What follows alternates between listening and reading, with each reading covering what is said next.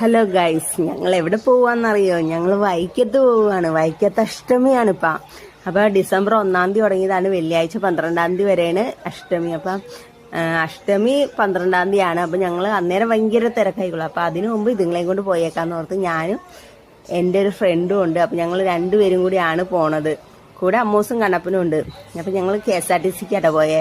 നല്ല രസമായിരുന്നു. അപ്പൊ അവിടെ ചെന്നതേ ഇറങ്ങിയിട്ട്, പക്ഷെ ബസ് സ്റ്റോപ്പിൽ ഇറങ്ങിയിട്ട് നല്ല നടപ്പുണ്ട് ഗൈസ്. പക്ഷെ എനിക്ക് അറിയത്തില്ല എന്നിട്ട് ഇത്രയും നടക്കണമെന്ന്. ഞാൻ വൈക്കത്ത് പോയിട്ടുണ്ടെങ്കിൽ നമ്മൾ വണ്ടിക്ക് പോകുമ്പോൾ അതിൻ്റെ ഫ്രണ്ടിൽ എവിടെയെങ്കിലും അല്ലേ വണ്ടി പാർക്ക് ചെയ്യണേ. പക്ഷെ നല്ല നടപ്പുണ്ട്. പക്ഷെ ഭാഗ്യം കൊണ്ട് പോയ വഴിയിലധികം കടയൊന്നും ഇല്ല കേട്ടോ. ഈ കൃഷ്ണനെയൊക്കെ ഒരുപാട് വിൽക്കാൻ വെച്ചിട്ടുണ്ട് കേട്ടോ. എല്ലാം നല്ല രസമുണ്ട് കാണാനായിട്ട്. നല്ല ക്യൂട്ടായിട്ടുള്ള സ്റ്റാച്യൂസ് ആയിരുന്നു എല്ലാം.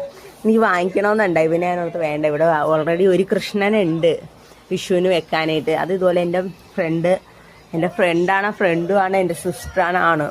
അവൾ എനിക്ക് തന്നതാണേ. അതുകൊണ്ടപ്പോൾ ഞാൻ വാങ്ങിക്കാനൊന്നും പോയില്ല. അപ്പോൾ ഞങ്ങൾ അമ്പലത്തിൽ ചെന്നട്ടോ. അമ്പലത്തിൽ ചെന്നപ്പോൾ നല്ല തിരക്കായിരുന്നു. അപ്പോൾ ഞങ്ങൾ അവിടെ ചെല്ലുമ്പോൾ എന്തോ ശീവേലിയാണോ എന്താണോ എനിക്കത് പറയാൻ അറിയത്തില്ല കേട്ടോ. അപ്പോൾ ആ പരിപാടി നടന്നിട്ടിരിക്കും. അപ്പോൾ അതിൻ്റെ മേലിൽ വൈക്കത്തപ്പൻ ഉണ്ട് കേട്ടോ. ആനയുടെ മേലിൽ വൈക്കത്തപ്പനെയൊക്കെ വെച്ചിട്ടുണ്ട്. അപ്പോൾ പിന്നെ ഞങ്ങൾ അവിടെയൊക്കെ നടന്ന് കാഴ്ച കണ്ട് അകത്തോട്ട് കയറാൻ പറ്റില്ല. നല്ല തിരക്കാണ്. പിന്നെ ഞങ്ങൾ ഫുഡ് കഴിക്കാൻ പോയി. അതാണ് അതിലും വലിയ ഇത്. ഫുഡ് കഴിക്കാൻ ചെന്നപ്പോൾ നല്ല വലിയ ക്യൂ ആയി. എനിക്ക് കയറാൻ പറ്റുമെന്നേ ഞാൻ ഓർത്തില്ല. അപ്പം ഞാൻ നോക്കിയപ്പോൾ സൈഡിൽ കൂടി കൊച്ചുങ്ങളെയും കൊണ്ട് കയറുന്നുണ്ട്. അപ്പം ഞാൻ ഓടിച്ചെന്ന് ആ സൈഡിൽ കൂടി കയറി ഇവനെയും കൊണ്ട്.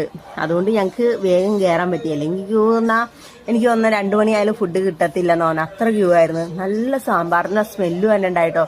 എൻ്റെ ദൈവം, എനിക്കത് അവിടെ നിന്നിട്ട് കൊതി വരുമായിരുന്നു. അത്ര സ്മെല്ലായിരുന്നു സാമ്പാറിന്. അധികം കറിയൊന്നും ഉണ്ടായില്ല. ഒരു അച്ചാറ്, അതും എൻ്റെ വടകപ്പുളിയും നാരങ്ങ അച്ചാറും സാമ്പാറും എരിശ്ശേരിയും. എൻ്റെ പൊന്നോ, പറയാൻ പറ്റില്ല, അത്ര ടേസ്റ്റ് ആയിരുന്നു.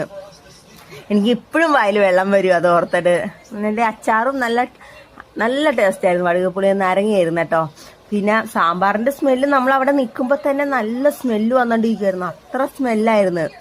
അപ്പൊ ചോറും കൊണ്ടുവന്ന് സാമ്പാറും ഇതായിരുന്നു. വേറെ കറിയൊന്നും ഉണ്ടായില്ല. പക്ഷെ ഇത് മതി. കണ്ട, അച്ചാർ കാണുമ്പോൾ തന്നെ നമുക്ക് വായിൽ വെള്ളം വരും. അത്ര നല്ല സ്മെല്ലും ഉണ്ടായിരുന്നു. നല്ല ടേസ്റ്റും ആയിരുന്നു കേട്ടോ. പിന്നെ കണ്ണപ്പനെ മാത്രം വഴക്കിട്ട. അവന് പപ്പടം കിട്ടിയില്ലെന്നും പറഞ്ഞ് അവൻ ചോറ് തിന്നില്ല ഗൈസ്. അവന് പപ്പടം കുടിച്ച് കഴിക്കാൻ ഇഷ്ടം. പക്ഷെ സാമ്പാർ കൂടി കഴിക്കേണ്ടതായിരുന്നു. പക്ഷെ എന്താ, അവന് പപ്പടം കിട്ടിയില്ലെന്നും പറഞ്ഞ് അവൻ കഴിച്ചില്ല കേട്ടോ. പക്ഷെ അടിപ്പ സദ്യയായിരുന്നു കേട്ടോ.